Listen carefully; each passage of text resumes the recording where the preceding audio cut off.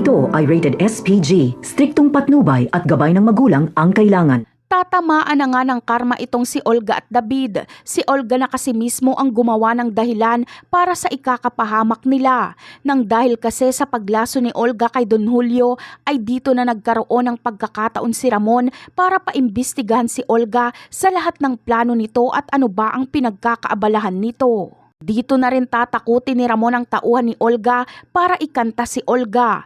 Labis ngang ikakadismaya ni Ramon ang kanyang malalaman dahil sasabihin sa kanya ng tauhan ni Olga na planado pala talaga ni Olga na tapusin na si Don Julio para unti-unting tapusin ang mga Montenegro. Kaya dito na makakagawa ng paraan si Ramon para isahan si Olga. Samantala, meron pang ang isang malalaman si Ramon. Ito ay ang tungkol sa nagpapanggap niyang anak na si David. Maging ito kasi ay pinaiimbestigahan niya din dahil si Olga ang nagpakilala nito sa kanya. Malalaman nga ni Ramon na hindi pala Jesus Nazareno ang pangalan nito, kundi David Dimagiba. Kaya mas lalong mangangalit si Ramon na tapusin na ang dalawa. Sa kabilang banda naman, pagkatapos ngang malaman ni Ramon na hindi niya pala talaga anak si David, ay agad niya nga hanapin ang totoong tanggol. Kailangan niya itong makausap dahil gusto niyang ipakilala ang sarili niya dito bilang ama niya.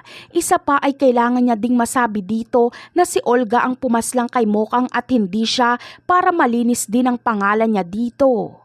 Sa tingin nyo, muli nga bang magkakaharap itong si Tanggol at Ramon? Malilinis nga ba ni Ramon ang pangalan niya kay Tanggol na wala talaga siyang kinalaman sa pagkamatay ni Mokang?